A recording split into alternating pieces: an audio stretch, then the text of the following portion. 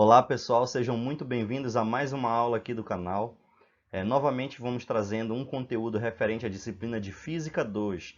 Essa disciplina eu estou ministrando no curso de Licenciatura em Química da Unifap, no semestre suplementar 2020.3. Se você é aluno da disciplina, você possui esses materiais, os slides e os exercícios lá no SIGA A. Então entre lá, baixe para você poder acompanhar e revisar alguma coisa que precise. Tá bem? Se você está vendo pelo YouTube, não se preocupe, você também pode pegar esses materiais clicando no link aqui da descrição, onde você vai acessar pelo DocCity e baixar esse mesmo material. Essa aula eu preparei utilizando os livros do Halliday, Young and Friedman e o Moisés Nussemweig, todos o volume 2, ok? E hoje nós vamos dar início ao tema 3, que vai falar sobre movimentos oscilatórios. Essa aula, mais uma vez, vai ser dividida em duas aulas de conteúdo e uma aula de exercícios resolvidos ao final. Então, para começar, já deixa o seu like no vídeo, inscreva-se no canal se você não é inscrito, ative as notificações e, se possível, ajude a divulgar nas suas redes sociais. Vamos espalhar conhecimento no YouTube, né? Então, sem mais delongas, vamos para a aula. Então, vamos começar definindo o que são os movimentos oscilatórios, ok? Essa palavra oscilatório, o que te lembra quando você escuta, né? É muito comum a gente falar no movimento oscilatório como um movimento de vai e vem, né? Quando a gente pensa numa bolinha que está presa a um elástico e você deixa ela pingar pelo movimento do elástico e você vai dizer, ela está executando um movimento oscilatório, tá? Um movimento de vai e vem. Ou um ioiô, né? Também, mesma coisa. Quando ele sobe e desce várias vezes, você diz que ele está executando um movimento oscilatório. Mas no nosso dia a dia, muitas vezes a gente recebe uma informação, como por exemplo no jornal, quando fala da parte de economia, diz assim, os valores da bolsa estão oscilando. Ou quando uma pessoa está com um problema lá de saúde, ela fala assim, minha pressão ela está oscilando nos últimos dias. O que ela quer dizer, né? Tanto os valores da bolsa ou da pressão arterial, quando você diz que eles estão oscilando, muitas vezes a gente se refere a um valor que está aumentando e depois diminuindo sucessivas vezes, né? Então não se refere a um movimento realmente físico, um deslocamento de um objeto no espaço, mas se refere a valores que ora sobem e ora descem. E de fato tem a ver com isso. Mas qual é a diferença entre essas oscilações que a gente comentou para as oscilações que nós vamos estudar aqui em Física 2? A diferença está na maneira como esse valor oscila. Por exemplo, os valores da bolsa, quando eles sobem, eles podem subir hoje um valor pequeno, amanhã pode cair um valor pequeno. Daqui a 2 dias ele pode subir uma grande quantidade. E daqui a 3 dias ele pode cair também bastante. Então ele tem um aumento e uma diminuição, mas eles são variantes, né? Você pode subir ou diminuir diferentes unidades de grandeza aí, dependendo da quantidade que você está medindo. Já os movimentos oscilatórios que vão ser estudados na nossa disciplina de Física 2, eles são movimentos oscilatórios que também podem ser chamados de movimentos periódicos, certo? O movimento periódico é aquele movimento, como o nome diz, que ele tem um período, ou seja, um tempo, um intervalo de tempo, em que ele se repete, né? Então, o mesmo movimento ele vai ficar sendo repetido sucessivas vezes. Então, vai existir uma regularidade, né? Não vai ser um aumento e uma diminuição aleatória, certo? Bom, aonde nós podemos ver no nosso dia a dia as oscilações? São muitas, né? São muitas. Nós vamos dar um exemplo aqui, alguns exemplos no próximo slide. Mas já para começar dentro do contexto da disciplina que é referente ao curso de Química, né? Física 2 para Química, eu gostaria de citar, por exemplo, aqui o caso das moléculas e dos átomos numa rede cristalina. Então, uma molécula de água, ela oscila quando recebe micro-ondas. Você já parou para pensar por que o seu aparelho de micro-ondas aí na sua casa consegue aquecer a comida? É porque ele faz as moléculas de água vibrarem, né? Então, as micro-ondas elas têm uma frequência que coincide com a frequência necessária para excitar as ligações químicas presentes na água de modo que elas entrem em vibração. Então, por exemplo, aqui, ó, os átomos que estão ligados aqui, eles vão sofrer vibração em decorrência da excitação das microondas. Então, ele pode vibrar ao longo da direção da ligação, certo? Ele pode vibrar ao longo da vibração, da direção de ligação, só que agora, a grosso modo, um primeiro átomo vibra e depois o outro, eles não vibram juntos, certo? Isso é o que a gente chama de alongamento assimétrico, né? Para diferenciar do alongamento simétrico do primeiro caso. Você pode vibrar girando, só que quando esse átomo aqui, né, de hidrogênio, ele se afasta do eixo para um lado e o outro átomo de hidrogênio se afasta do eixo para o outro, depois retorna, isso aqui é uma vibração em diapasão. Agora, se os dois vibram na mesma direção, você vai ter uma rotação, certo? Que também vai ser um movimento periódico, porque em determinado momento esses átomos vão passar aqui pela mesma posição e repetir o movimento, ok? Então, a gente consegue perceber uma aplicação aí direta de movimentos oscilatórios na química, né? Devido à vibração das moléculas. E é importante lembrar que a todo momento as moléculas estão vibrando, né? Cada molécula que compõe o ar, a água, o solo abaixo dos seus pés, os materiais que você tem à sua frente agora nesse momento enquanto você está estudando, eles têm uma certa vibração, né? Todos esses materiais têm uma certa temperatura e essa temperatura está relacionada ao grau de agitação das moléculas também no seu interior, né? Também os átomos num sólido, né? A diferença de um sólido para o líquido está no estado de agregação e também no ordenamento, né, dos átomos e moléculas. Dentro dessa rede cristalina, os átomos também vibram. Você pode modelar as ligações interatômicas por pequenas molas, né? Você pode considerar que cada átomo está ligado ao outro como se fosse ligado por duas massas ligadas por uma mola. E essas ligações elas têm capacidade de vibrar, certo? Então aí você percebe uma aplicação direta. E por que é importante estudar os movimentos oscilatórios? Bom, em física, os movimentos oscilatórios são essenciais, porque longe de ser só um assunto da mecânica, eles vão ser essenciais para o entendimento das ondas, tanto sejam mecânicas como eletromagnéticas, do som, né, que é um tipo de onda também, das correntes elétricas e da luz. Então, todos esses fenômenos têm a ver com oscilações. Então, olha só a importância desse conteúdo, certo? E claro que cada um desses também tem uma gama de aplicações, inclusive na química é absurdo o número de aplicações de todos esses assuntos, ok? A todo momento nós somos rodeados de movimentos oscilatórios e, de uma forma mais geral, de movimentos oscilatórios periódicos, né? Nem todo movimento oscilatório é periódico.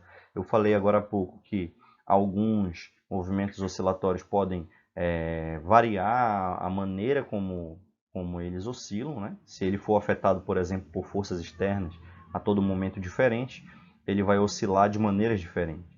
Mas nós estamos interessados em movimentos oscilatórios que também são periódicos, ok? Um exemplo são os relógios, né? O relógio mecânico, os mais antigos, e os relógios digitais também muito famosos hoje em dia, quase presente em qualquer lugar, né? Seja aí num relógio de pulso, seja num relógio que está dentro do computador ou alguma coisa desse sentido. Então, no caso do relógio antigo, esse que está aqui à direita no slide, que é o chamado relógio de carrilhão, ele possuía um pêndulo, certo? Esse pêndulo é o que dá a contagem, por assim dizer, regular do segundo, né? Porque isso aqui foi descoberto por Galileu lá pela época do Renascimento, de que um pêndulo ele oscilava sempre com o mesmo período.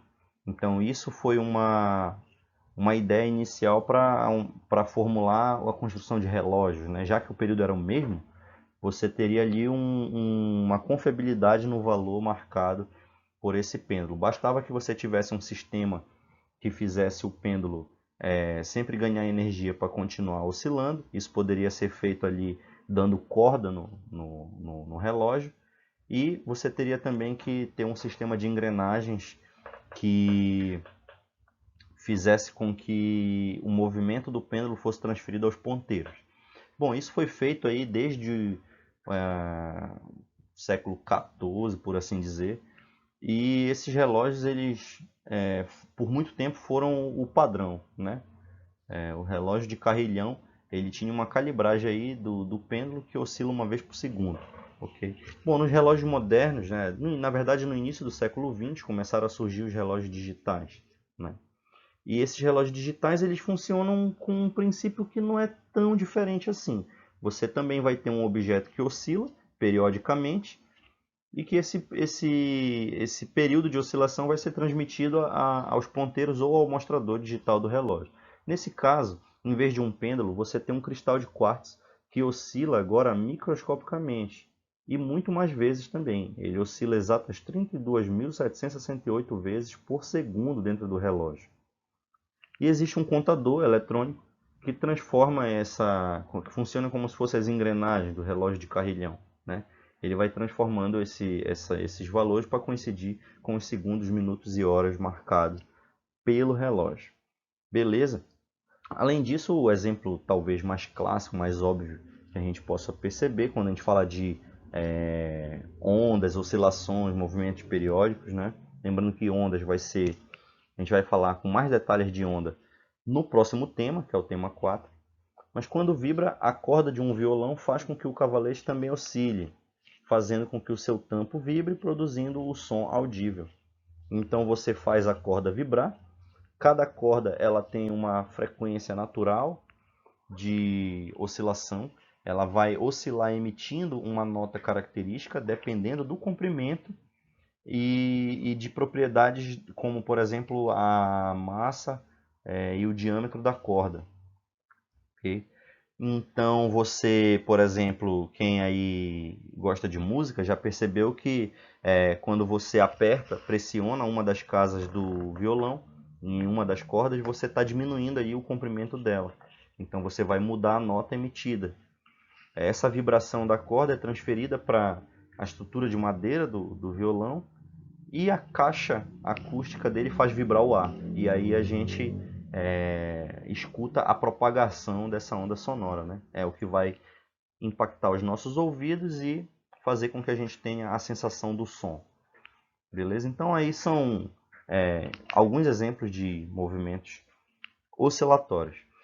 Uma ressalva que eu gostaria de fazer desde já é quanto ao movimento circular. O movimento circular, apesar de ser periódico, ele não é oscilatório, certo? Então, o movimento circular uniforme é periódico. Por que ele é periódico? Porque ele se repete depois de um determinado tempo. Você começa num ponto aqui em cima, por exemplo, e você vai dar uma volta ao longo de um círculo, né, uma trajetória circular, daí o nome, e em seguida ele vai retornar e executar o movimento mais uma vez e mais uma vez, assim por diante. Então ele claramente é um movimento periódico, porém não é uma oscilação. Né? Quando você fala em oscilação, você em geral se refere a um movimento que está sendo executado em cima de uma linha, por exemplo, que passa por uma posição de equilíbrio, um movimento de vai e vem. Né? Agora, o que faz com que a gente estude um movimento circular uniforme pelas mesmas equações de um movimento oscilatório é porque você sempre pode associar um movimento de vibração com cada movimento periódico, independente do tipo que ele seja. Então eu posso associar um movimento oscilatório com um movimento circular uniforme? Claramente que sim. Se você traçar uma reta aqui, um diâmetro do círculo, a projeção do movimento de uma partícula aqui em cima do diâmetro, como a gente pode dizer assim, a sombra, né, dessa partícula, à medida que você gira aqui no círculo, a partícula projeta uma sombra aqui no diâmetro que vai executar um movimento de vai e vem. Então você sempre pode associar um movimento oscilatório a qualquer movimento periódico. Ok? Então, só para a gente deixar claro, não ter nenhuma confusão aí conceitual no início da aula. Beleza, vamos para a próxima ideia agora. Então, para iniciar o estudo do movimento oscilatório, é fundamental nós definirmos quais são as grandezas envolvidas, né, no movimento oscilatório. Quais são, quando a gente vai fazer esse estudo, quais são as grandezas físicas relevantes? Como elas são definidas? Em que unidades elas são medidas e como elas se relacionam, certo? Então, as primeiras, né, que nós vamos verificar aqui são justamente o período e a frequência. Nós já chegamos a comentar aqui na explicação que eu estava dando sobre os movimentos oscilatórios, eu falei essas duas palavras. Agora vamos ver aqui o que cada uma significa. Bom, o que é o período? Observa que a todo momento, na verdade não só nessa aula, em todas as aulas, eu vou fazendo várias perguntas aqui, para mim mesmo, enquanto eu estou fazendo a explicação. Essas perguntas são perguntas que podem cair na nossa prova oral ao final da disciplina, certo? Então vão ficando atentos aí. Então o que é período? Período é o tempo necessário para um objeto que descreve um movimento oscilatório completar um ciclo, uma oscilação, certo? Então, o tempo de uma oscilação, ele é um período, ok? Então, é isso que está escrito aqui. E o que vem a ser frequência, então? Frequência de uma oscilação é o número de vezes que uma partícula que descreve uma oscilação completa, né, executa um movimento dentro de uma unidade de tempo. Então, se você está medindo o tempo em segundos, por exemplo, quantas vezes o objeto executa uma oscilação dentro de um segundo? Esse valor numérico vai te dar a frequência, certo? A frequência ela pode ser considerada o inverso do período. Então, uma é o tempo por oscilação e o outro é o número de oscilações por tempo, né? Então, você pode observar aqui, através do texto, das definições aqui literais, né, que essas duas grandezas, matematicamente, estão relacionadas através dessa equaçãozinha simples que está aqui à esquerda, certo? Essa aqui. Então, como estão relacionados período e frequência? O período é o inverso da frequência e, inversamente, a frequência é o inverso do período, ok? Quais são as unidades de período e frequência? Bom, período é uma grandeza que mede tempo. Então, no SI, a unidade de período é o segundo, ok? Já a frequência, ela vai ser dada em função da unidade do período. Como o período é medido em segundo, a frequência é... Vou escrever aqui, está escrito aqui, né? A frequência é 1 sobre o período, então as unidades de frequência elas vão ser exatamente 1 sobre as unidades do período, que é a unidade de tempo. Como a unidade do período é segundo, então isso aqui vai dar segundos a menos 1, certo? Segundos a menos 1 é a unidade de frequência. Mas no SI, essa unidade recebe uma denominação, que é o Hertz, em homenagem a um físico que descobriu experimentalmente as ondas eletromagnéticas, né, que haviam sido previstas anteriormente na teoria, e ele foi lá e comprovou a existência das ondas eletromagnéticas, por isso recebeu essa homenagem, o Hertz, como sendo a unidade de frequência. Beleza? Aqui nós temos duas versões da mesma equação, F é igual a 1 sobre T e T é igual a 1 sobre F. Ok? Vamos passar adiante.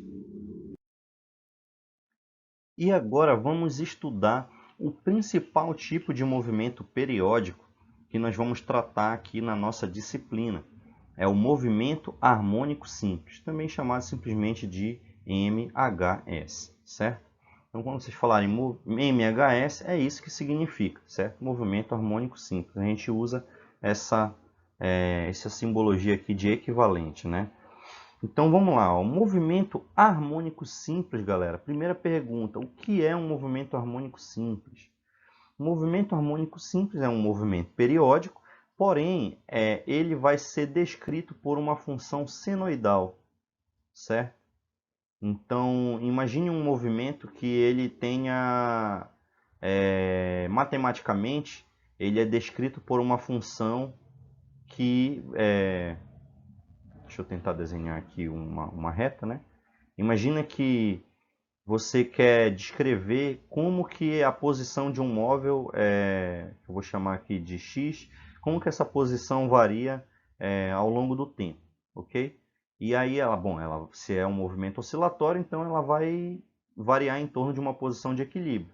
Vamos dizer que essa posição de equilíbrio seja aqui o zero. Mas você pode ter um movimento periódico assim, né?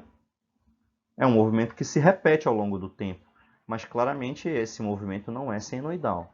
Você já estudou cálculo, você já estudou no seu ensino médio funções, e você sabe como é a forma de uma função senoidal. A forma de uma função senoidal, ela é algo assim,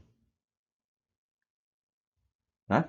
Então, se você tiver um movimento periódico que possa ser descrito em boa aproximação ou exatamente através de uma função senoidal, você tem aí um MHS. Beleza? Bom, esse movimento é uma função senoidal do tempo, como está escrito aqui, né? Então ele pode ser escrito em termos de uma função seno ou cosseno, galera. Aí você fala assim, professor, mas não é senoidal? Então, se é senoidal, é seno. Por que tem cosseno aí no meio?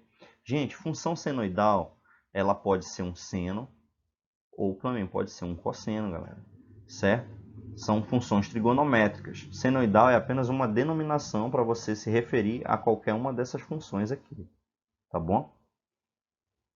Bom, um movimento ele pode ser harmônico se ele é periódico, né? Então, todo movimento que se repete em intervalos regulares é um movimento harmônico. Agora, ele vai ser um movimento harmônico simples se ele for senoidal. Beleza? E qual é a função matemática que descreve um movimento harmônico simples? Olha a pergunta de novo. Qual é a função que descreve um MHS? A função que descreve um MHS é essa que está aqui no slide. Então você vai ter uma grandeza, que eu chamei aqui de x, né? Analogamente ao que eu desenhei. E esse x ele vai representar o deslocamento da partícula ou do móvel, né? Ou do objeto. E esse deslocamento ele vai ser dado em função do tempo. Então você tem aqui o tempo como sendo a variável independente, né? E você tem o deslocamento como sendo a variável dependente. E algumas grandezas elas vão entrar aqui nessa função do MHS, certo? Então o x é o deslocamento. O xm que aparece aqui, ó, ele vai ser o deslocamento máximo da partícula. Esse deslocamento máximo recebe um nome, ele é chamado de amplitude, ok? As constantes ômega e φ são a frequência angular e a constante de fase, ou ângulo de fase do movimento. Então observa, quem são as grandezas relevantes aqui? Você tem o deslocamento, a amplitude, a constante de fase e a frequência angular. Beleza? Vamos ver o que é cada uma. O que é deslocamento, galera? Deslocamento é o valor da coordenada espacial do objeto. Normalmente é os eixos das ordenadas, né? Se você bota o x em função do t, você tem o t aqui nas abscissas e você tem o x aqui nas ordenadas. Então, o valor dessa coordenada espacial num dado instante temporal aqui, então se você tem uma função desse tipo, esse valor que a função possui aqui num certo instante, que eu vou chamar de x', ele é o valor do deslocamento, certo? Então é o quanto deslocado a partícula está em relação à sua posição de equilíbrio. Se ela estiver em cima da posição de equilíbrio, o deslocamento é zero. Se ela estiver no seu deslocamento máximo, o deslocamento vai ser igual à amplitude, certo? E o que é a amplitude? A amplitude aqui no gráfico é esse valor aqui, ó, que eu vou representar aqui, certo? É o deslocamento máximo, o deslocamento maior, né? É o quão mais distante a partícula pode estar da sua posição de equilíbrio. O que é fase, galera? Quando a gente fala em fase, é importante diferenciar. Fase é todo esse argumento aqui da função senoidal, ômega t mais φ. Isso é a fase. A fase, ela é uma quantidade angular, certo? Ela é uma quantidade angular, ou seja, isso aqui é um ângulo. Esse ômega t mais φ é um ângulo, certo? E ele vai te dizer como que o deslocamento varia com o tempo. Então, se é muito, se é pouco, se é mais rápido, se é mais lento, a partir de qual valor, né? Então, a fase é uma grandeza angular, certo? E ela diz aí, ela diz como x varia com t, certo? De que modo, né? A gente já sabe a forma da variação, que é uma função senoidal, mas aí a constante de fase é que vai dar o detalhe, certo?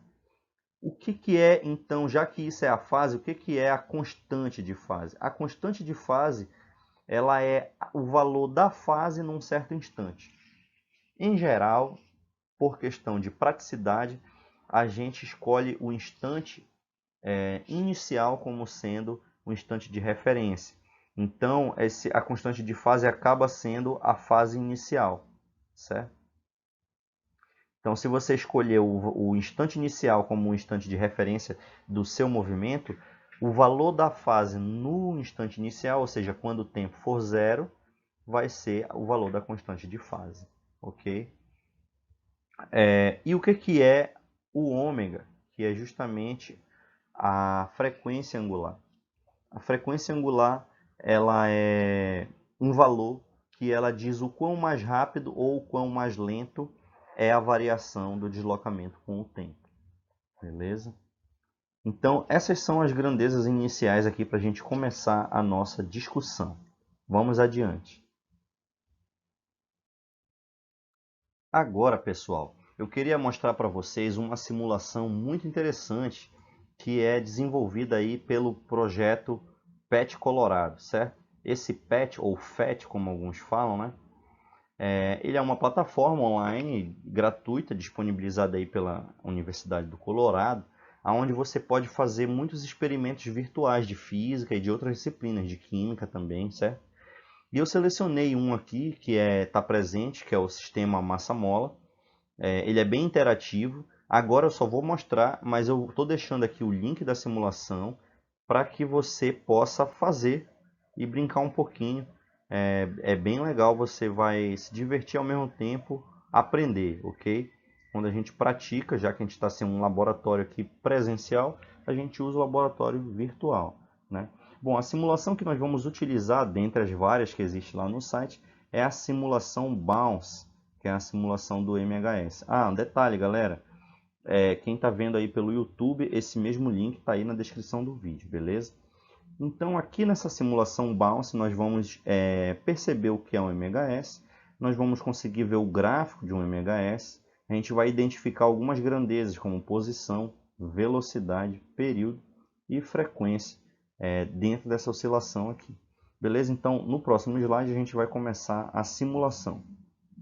Bem, gente, então essa aqui que vocês estão vendo é a simulação do FET Colorado para a massa e mola, né? Masses and Springs, tá aqui do lado aqui, Basics, certo? Ou seja, o básico. Bom, então vamos lá. O que a gente vai fazer primeiro aqui? A primeira coisa que nós vamos fazer, eu já tinha adicionado umas massas aqui, mas eu vou remover só para mostrar para vocês. Então nós temos duas molas de mesma constante elástica. Como é que eu sei que elas têm a mesma constante elástica? Porque aqui na esquerda está escrito Spring Strength, tá vendo? 1, e aqui é o Spring Strength 2. Esse Spring Strength significa literalmente aqui, ó, Spring é mola, Strength é força, né? Força da mola, mas em português a gente pode chamar de rigidez da mola. Então tem o small, que é o pequeno, e o large, que é o grande. Então, menor rigidez da mola, maior rigidez da mola, do outro lado a mesma coisa. Isso aqui tem uma escala que vai até o número, vamos dizer, 4, 5, 6, 7, 8, 9, né? Então vai de 0 a 9, e a gente está aqui no 3, e aqui está no 3 do outro lado também. Então, se eu adicionar uma massa aqui desse lado esquerdo de 50 gramas, ela vai começar a oscilar. Observa que ela tem uma determinada amplitude e ela tem uma determinada frequência, ok? Se eu adicionar uma massa de 100 gramas aqui do lado direito, observa o que vai acontecer aqui, ó. Ela vai oscilar com uma amplitude maior. Observa que ela atinge um deslocamento máximo aqui bem maior do que o da esquerda, certo? E observa também que a frequência do lado direito é menor, ou seja, ela leva mais tempo. Se a frequência é menor, o período é maior, né? Então ela leva mais tempo para completar uma oscilação. É claro que aqui, como é 50 e 100, a gente não observa isso tão facilmente, mas eu posso parar aqui, ó. E aí eu vou adicionar uma massa de 250 desse lado aqui, ou seja, vamos aumentar a massa e essa diferença vai ficar bem mais visível. Observa. Certo? Não, pera aí, deixa eu parar aqui e agora eu vou adicionar, ó. Observa que, claramente eu observo que enquanto o lado direito faz uma oscilação, já teve várias do lado esquerdo. Então, à medida que a massa aumenta, a amplitude aumenta também, porém a frequência diminui, certo? Então, o período aumenta e a frequência diminui. Isso aqui a gente já está observando, daqui a pouco a gente vai observar também nas equações, no slide, certo? Então, agora vamos explorar mais aqui as possibilidades da simulação. O que nós temos a mais aqui, ó? Desse meu lado direito aqui, a gente tem uma régua que a gente pode usar para medir o comprimento da mola. Nesse caso aqui ela tem 50 centímetros, certo? Ó, dos dois lados. E você tem também aqui, ó, unstretched length significa comprimento sem deformar. Okay? Então ela vai marcar aqui para mim qual é o comprimento inicial da mola. Esse resting position é o que? É a posição de repouso, né? Ou seja, posição de equilíbrio. Então quando eu colocar uma massa aqui, ó, ele vai marcar onde é a posição de equilíbrio. No momento que eu paro ele aqui, ele vai parar nesse ponto, certo? Então aqui a gente observa o seguinte, ó, que existe uma distância de equilíbrio que foi deformado em função do quê? Em função desse peso. Então, se a gente fizer um diagrama de forças aqui, a gente vai perceber que tem uma força peso para baixo que está contrabalanceando uma força elástica para cima. Nesse caso aqui é uma situação de equilíbrio estático, onde o corpo está imóvel, e eu posso calcular a constante da mola baseado nessa deformação aqui, ó. Observa que essa deformação aqui ela foi de aproximadamente 8 centímetros. Certo? Então, se você souber aqui, ó, a massa do corpo, que é 50 gramas, a aceleração da gravidade, que é 9,8 metros por segundo quadrado, e sabendo esse x, você encontra o K da mola, ok? Ah, e para que eu quero saber isso? Porque com o K da mola, depois você vai poder calcular mais coisas. Aí você vem aqui e deforma uma certa posição aqui de equilíbrio. Eu vou deformar aqui até no 20 aqui, ó, certo? Então observa que ele vai oscilar com uma determinada amplitude, ok? Se eu deformar mais ainda, vamos deformar até no 40 aqui, ó. Observa que ele vai oscilar agora com uma amplitude maior. Então, o que a gente pode observar mais aí? Que a amplitude de oscilação ela depende dessa deformação inicial. E nós não estamos aqui considerando as perdas por atrito, né? Então, o movimento ele vai continuar indefinidamente. Ele não vai ter ele não vai ser amortecido, né? Em nenhum momento ele vai ter uma força de resistência que vai fazer parar o movimento, tá?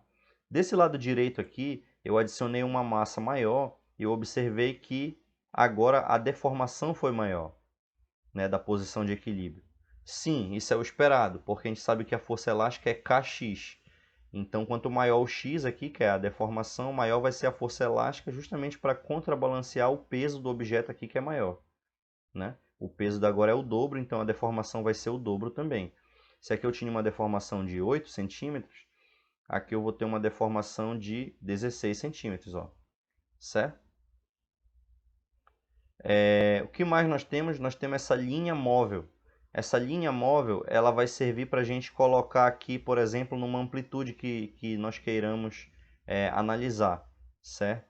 Então vamos fazer uma experiência agora aqui desse lado direito. Ó. Então se eu colocar a minha linha móvel aqui no 30, então eu vou deformar aproximadamente exatamente 14 centímetros em relação à posição de equilíbrio. O que eu vou observar é que o objeto vai oscilar com uma amplitude de 14 centímetros, certo? Se eu parar ele aqui e deformar ele agora até o 50 aqui, ó, certo? Então do 16 até o 50 deu aí 34, não é isso? Então 34 centímetros agora vai ser a minha deformação inicial. Observa que ele vai oscilar com uma amplitude de 34 centímetros também, ok? Bom, você pode brincar com isso aqui e você pode colocar uma massa desconhecida do lado daqui, certo? E aí, baseado na amplitude do movimento, você pode calcular o quê? Você pode calcular o K da mola, certo? Ou então, calculando o K da mola inicialmente naquela situação que eu mostrei, de equilíbrio, sabendo o K, você pode calcular a massa do objeto e determinar qual é essa massa aqui desconhecida, certo? Bom, tem como você determinar também a frequência usando esse cronômetro. Você conta quantas oscilações ele dá e calcula através do tempo aqui. Então você tem muitas possibilidades de explorar muita coisa relacionada às oscilações aqui nessa simulação. Uma última coisa que eu queria mostrar para vocês é justamente a variação da resistência da mola, certo? Então vamos aqui, ó. Eu vou pegar dois pesos iguais, por exemplo, o de 100. Então eu vou colocar aqui, ele tem uma posição de equilíbrio, certo? Estão vendo? E eu vou colocar aqui também, ó, desse lado direito, também está numa posição de equilíbrio. Só que agora eu vou aumentar a constante elástica. O que eu observo? Olha, a mola agora ela está bem mais grossa, ó, né? Ela aumentou a espessura e a posição de equilíbrio diminuiu. Porque como a mola é mais rígida, agora é mais difícil deformar ela. Então tem que ser uma massa bem maior para você conseguir deformar essa mola aqui. E o que acontece em relação a nessa mola aqui, ó, se eu adiciono a massa aqui nela? Vamos observar. Observa que a amplitude desse lado aqui ela é bem menor, né? Mas observa que ele oscila mais rápido. Então, o aumento do K da mola, ele faz com que aumente a frequência. Então, a frequência, observe essa informação, ela é diretamente proporcional ao K da mola, mas ela é inversamente proporcional à massa. Vocês lembram que quando a gente aumentou a massa, diminui a frequência? E quando a gente aumenta o K, aumenta a frequência. Então, tem uma relação aí que a gente vai explorar daqui a pouco nas equações. A gente está vendo aqui primeiro empiricamente. É claro que eu estou passando bem rápido, mas vocês podem clicar no link que vai estar na descrição e vocês podem fazer isso aqui com calma o tempo que for preciso, certo? Bom, então, por hora é isso que eu queria mostrar. Vamos agora continuar o nosso estudo teórico com as equações dos movimentos oscilatórios, certo? Vamos lá. Então, agora dando continuidade, nós vamos falar da outra grandeza que aparece na função do deslocamento no MHS, que é a frequência angular, aquele ômega, né? Certo? Então, a gente sabe que o argumento da função cosseno é chamado de fase, certo?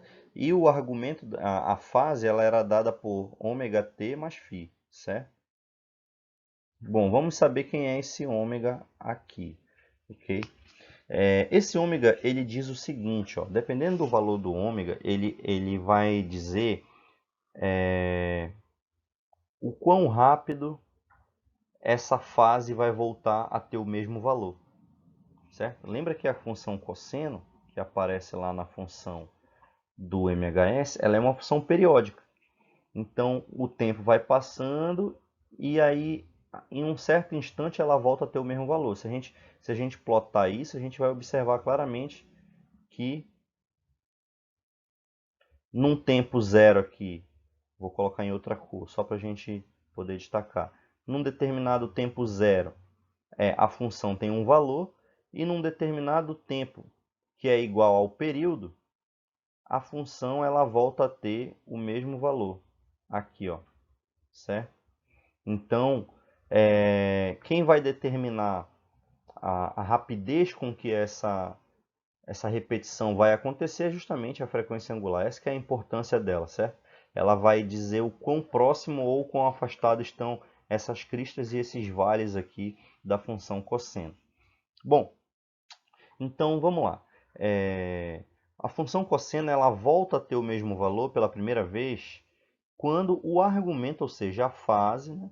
Quando isso aqui, ó, for igual ao valor inicial mais 2π, então ele volta a ter o mesmo valor. Por que 2π? Porque 2π, galera, 2π é um círculo completo, né? A gente lembra lá da trigonometria que se você tem um ângulo raso, né?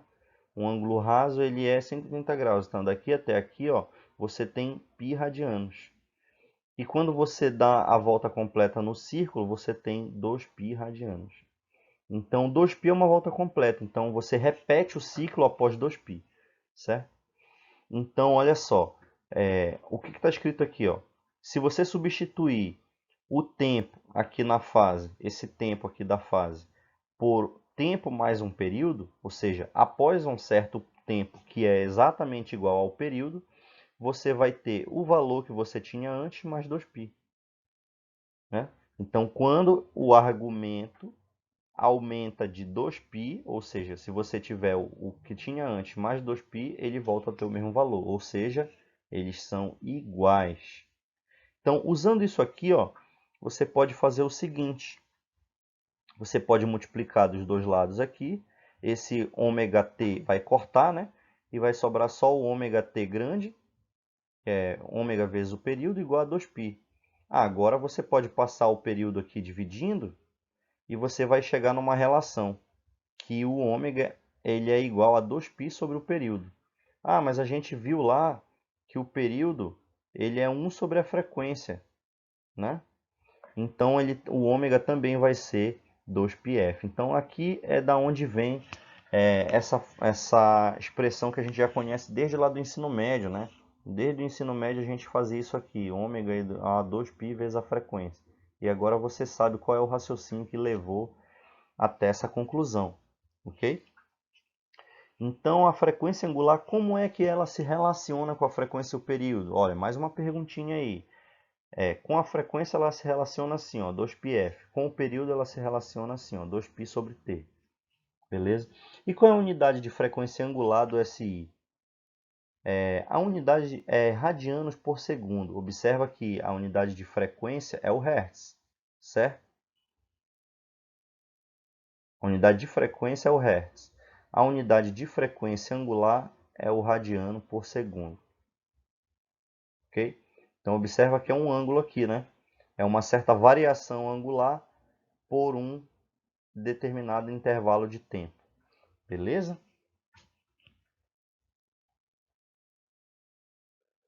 Velocidade, galera. Vamos entender agora aqui, ó, como é que se calcula a velocidade em um movimento harmônico simples. Bom, a gente já tinha um deslocamento lá, né? Que era o x em função de t. O deslocamento, pessoal, é igual como a gente estudou em Física 1. É quanto a partícula sai de um ponto e vai até um outro ponto, certo?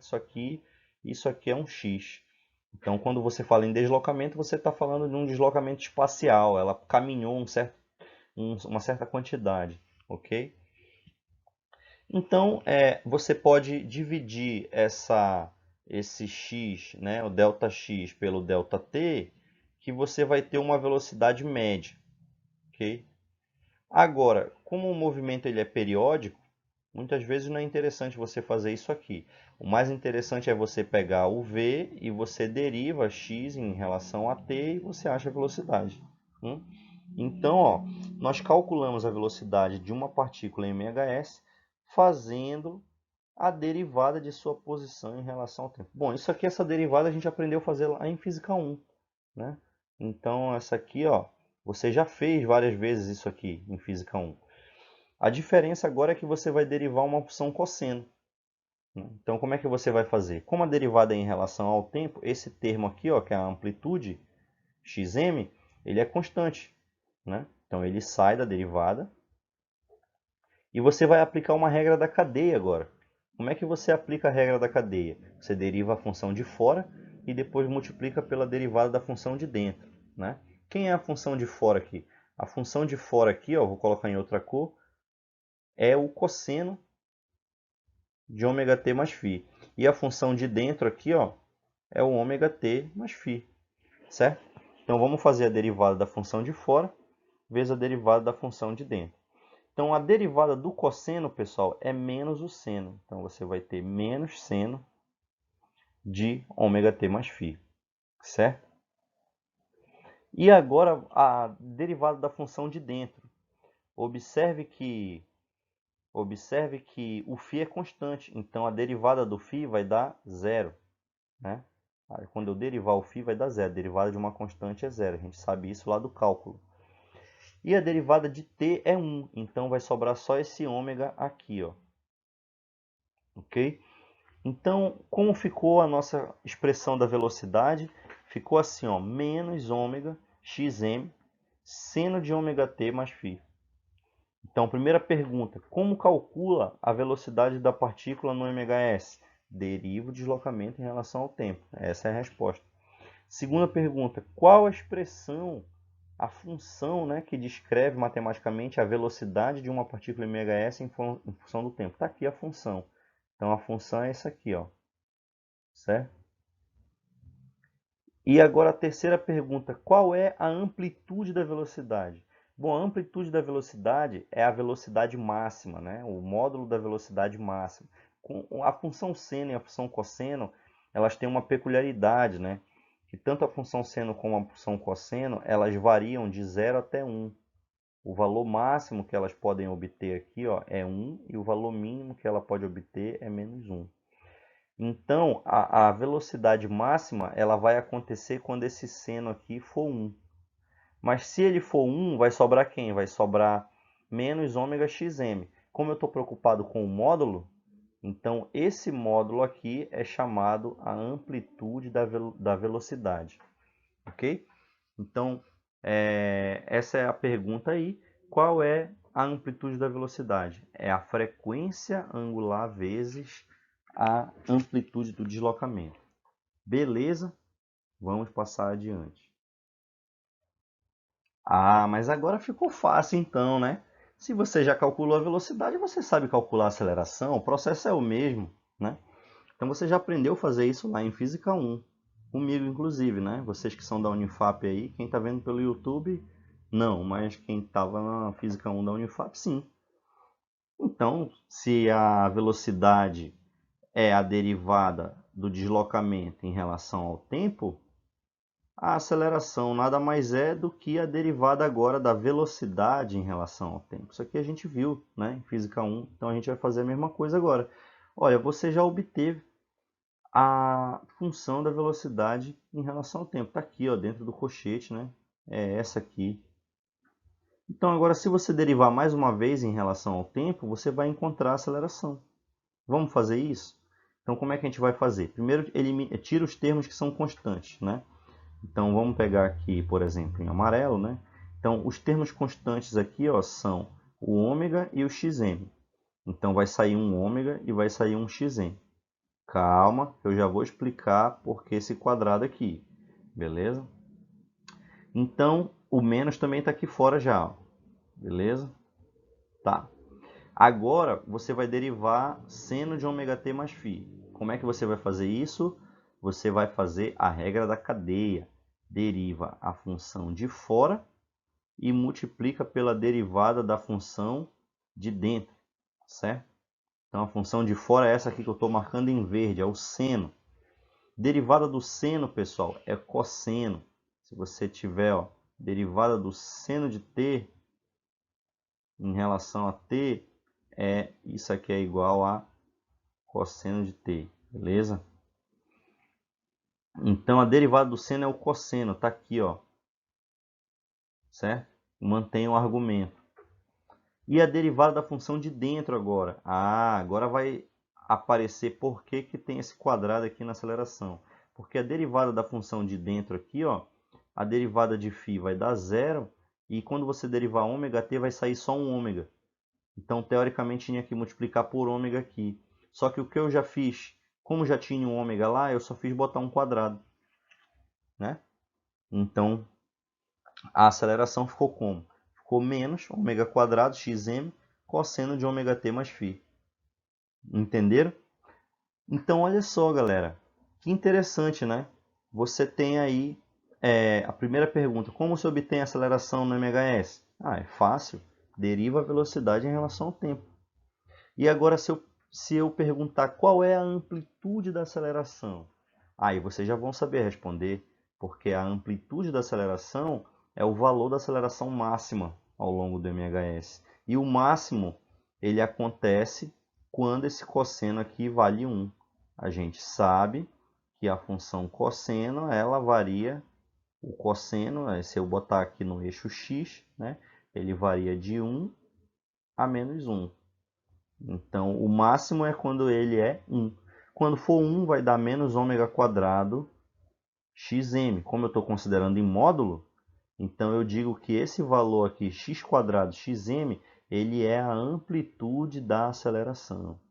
Isso aqui é importante, galera. Quando vocês estão fazendo exercício, é só o que vai aparecer, beleza? Então, essa aí foi a aceleração no MHS. Fácil, né? Vamos passar para o próximo. Agora vamos ver aqui um resultado muito interessante do movimento harmônico simples, que é consequência do que a gente achou agora no slide anterior, né? Então, no slide anterior, a gente encontrou que a aceleração, né, em função do tempo, ela é menos, certo? Ômega quadrado xm cosseno de ômega t mais φ, certo? Mas lá no início a gente falou que o x de t, ele era quem? Ele era xm, certo? Cosseno de ômega t mais φ. Agora observa isso aqui, galera. Observa isso aqui. Quem é? Se você olhar aqui para o lado, ó, você vai ver que isso aqui é justamente o x de t, né? Então, olha só a relação que a gente obtém aqui, ó. A gente observa que a aceleração e a posição estão intimamente relacionadas através dessa relação, essa equaçãozinha simples aqui, ó. Então, a aceleração, ela é menos ômega quadrado x de t. Então, se você souber o valor da posição do deslocamento, né, do móvel que executa um MHS num certo instante, se você multiplicar pelo negativo do quadrado da frequência angular, você automaticamente encontra o valor da aceleração daquele móvel. Olha só que interessante. Primeira conclusão que a gente tira aqui. A aceleração da partícula tem sempre o sentido contrário ao do deslocamento. Isso aqui eu concluí como? Olhando para essa equação aqui, observando esse sinal negativo, certo? Então, esse sinalzinho de menos aí, ele quer dizer que se a partícula estiver deslocando-se num sentido, por exemplo, se num determinado instante a partícula está se movendo para a direita, a aceleração está indo para a esquerda, está movendo ela, está tentando mover ela no sentido contrário do deslocamento. E se num certo instante posterior a partícula se move para a esquerda, a aceleração vai estar direcionada à direita, sempre no sentido contrário do deslocamento, certo?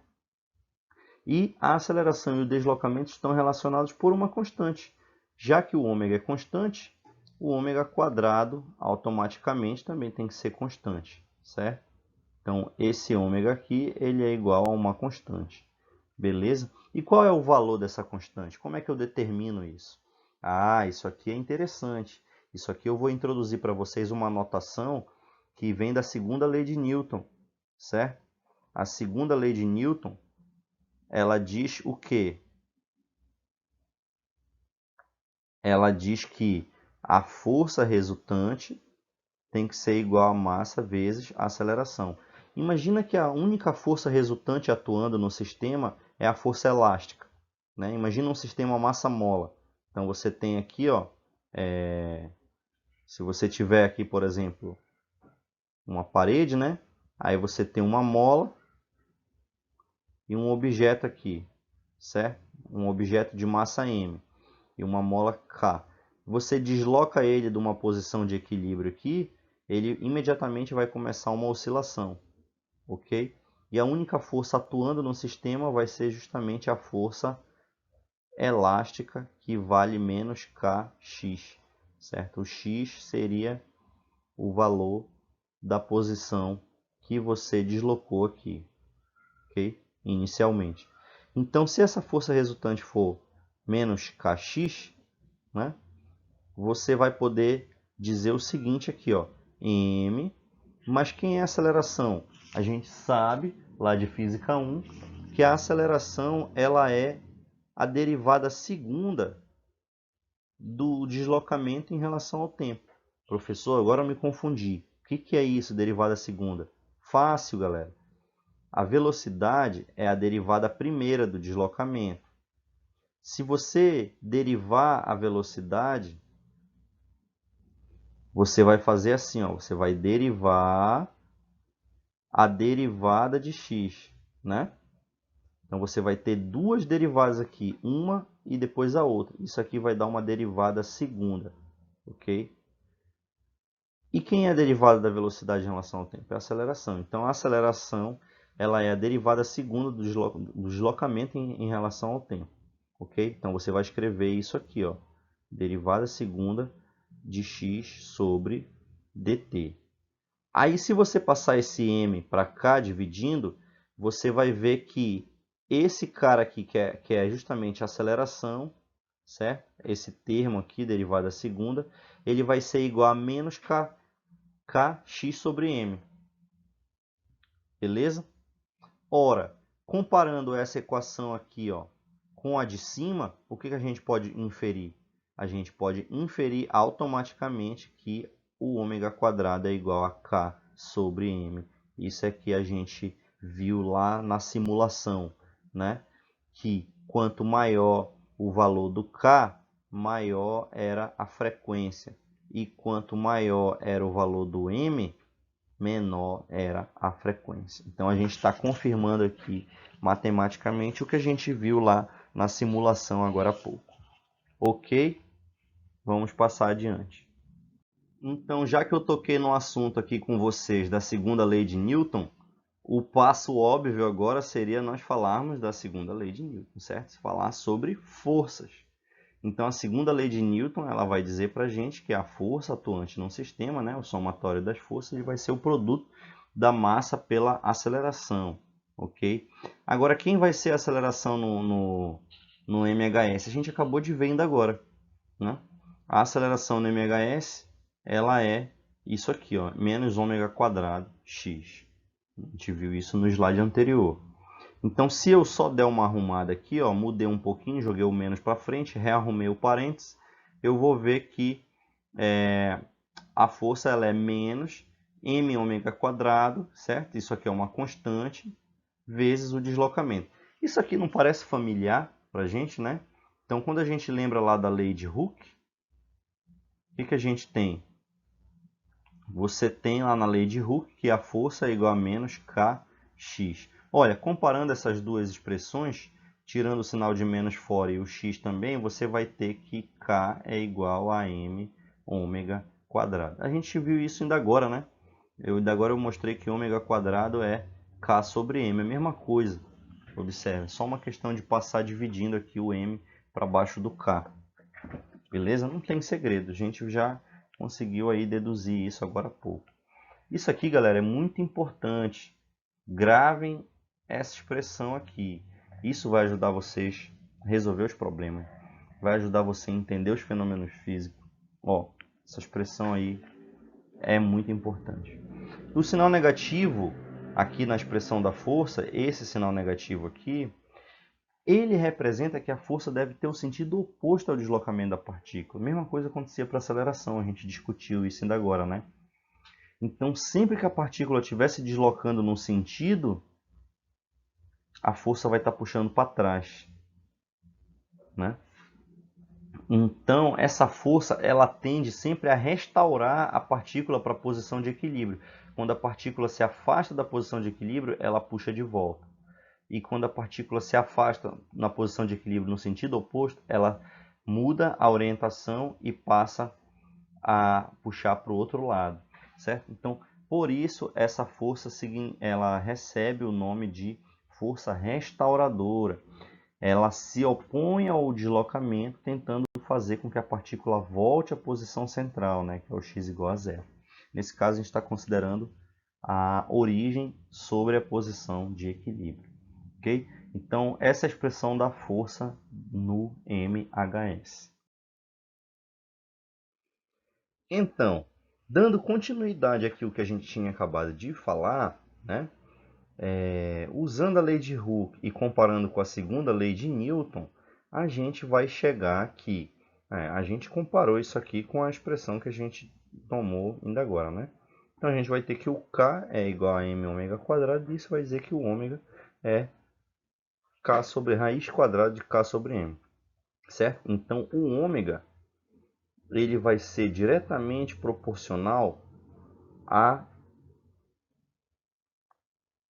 K, raiz de K, certo? Que é, ou seja, K elevado a meio. E o ômega ele vai ser diretamente proporcional a 1 sobre raiz de m. Então o ômega ele varia inversamente, inversamente com a raiz de m, e ele varia linearmente com a raiz de k, certo?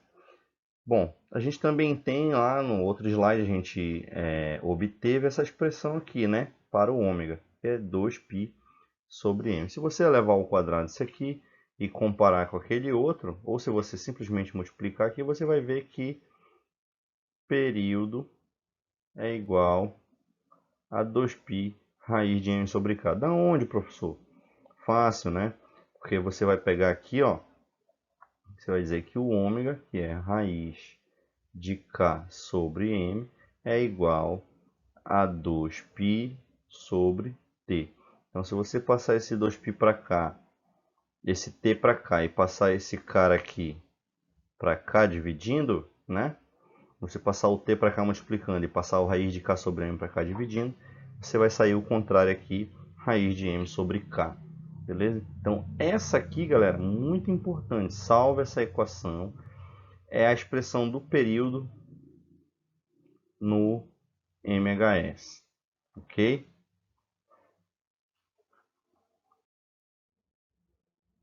E agora, como é que fica a energia no MHS?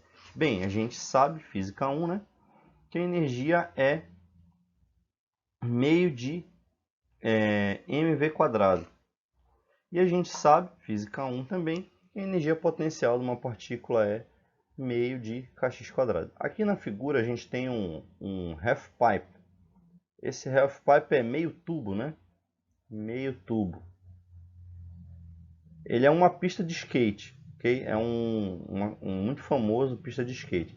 Por exemplo, se você perceber aqui, ó, à medida que aumenta a altura, né, em relação ao nível de referência aqui embaixo, à medida que aumenta esse H, você aumenta a energia potencial. Energia potencial mgh, certo? Deixa eu escrever aqui direito, né? Vou escrever melhor aqui, ó. Energia potencial é igual a mgh, certo? Ok.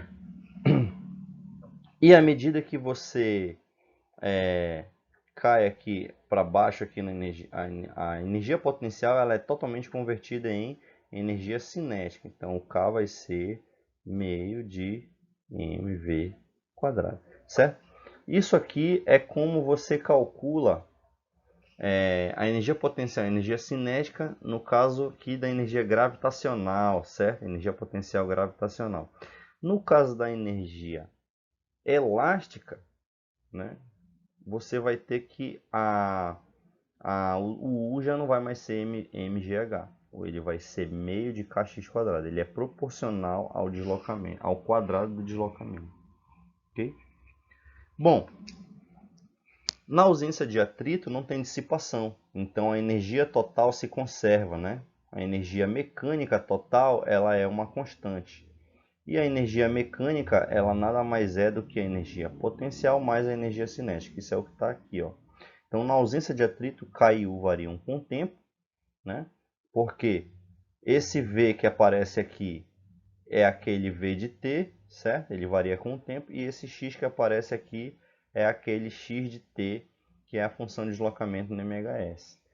Então, ambos variam com o tempo. Logo, a energia potencial e cinética também vai variar com o tempo. Mas a energia total permanece constante. Então, nesse caso aqui, é conservado, né? A energia total é conservada. Ok, vamos ver como é que fica então a energia mecânica no MHS. Bom, a gente já obteve a expressão para o V, né? E a gente já tinha a expressão para o X. Então, jogando dentro da energia, você vai dizer o seguinte, ó, que sabendo que o x de t ele é igual a xm cosseno de ômega t mais φ, então o x quadrado vai dar xm quadrado cosseno ao quadrado de ômega t mais φ. Então a energia potencial no movimento harmônico simples é essa expressão aqui. E a energia cinética, a gente viu lá que o V ele era menos ômega, né? Xm seno de ômega t mais φ. Aí, mas para você poder achar a energia potencial é meio de mv quadrado. Então você eleva esse v ao quadrado aqui, o menos vai embora, né? Porque menos com menos dá mais. Vai sair ômega quadrado, x quadrado m, seno quadrado de ômega t mais φ. Então você vai calcular aqui a energia cinética no MHS, ela vai ser essa expressão. Ah, mas você sabe que esse K, isso aqui, ó, m ômega quadrado é o K, né? Então você pode escrever a energia cinética também como meio de K x quadrado m seno quadrado de ômega t mais φ. Beleza? Por que eu estou fazendo isso? Porque agora você pode juntar e obter uma expressão para a energia mecânica. Agora vamos ver como é que varia a energia potencial e cinética no gráfico. Então observa, ó, a energia cinética ela é cosseno quadrado. Então o cosseno ele vai de 0 a 1, certo? Então a energia potencial ela vai de um valor máximo até um valor mínimo. Quando o cosseno quadrado for 1, ela vai dar esse valor aqui, ó. Isso aqui é como se fosse a amplitude da energia, né? Energia potencial, ela chega nesse valor máximo aqui. Agora, quando esse cosseno for 0, é justamente quando o seno vai dar máximo. Então, quando a energia potencial ela for mínima, a energia cinética vai ser máxima. Por quê? Porque a somatória das duas tem que dar um valor constante, certo? Então elas variam aqui de maneira defasada, vamos dizer assim, né? Quando uma é mínima, a outra é máxima. Ok, passemos à frente.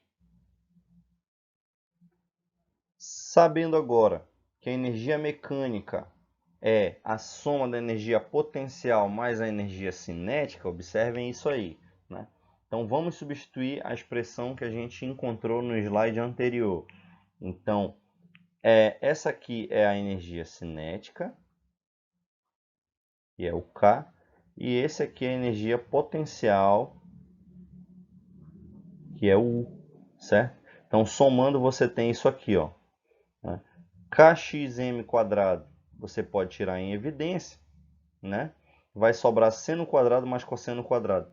Galera, relação fundamental da trigonometria. Teorema fundamental. O que diz o teorema fundamental? Para qualquer ângulo alfa, o seno quadrado de alfa mais cosseno quadrado de alfa é 1.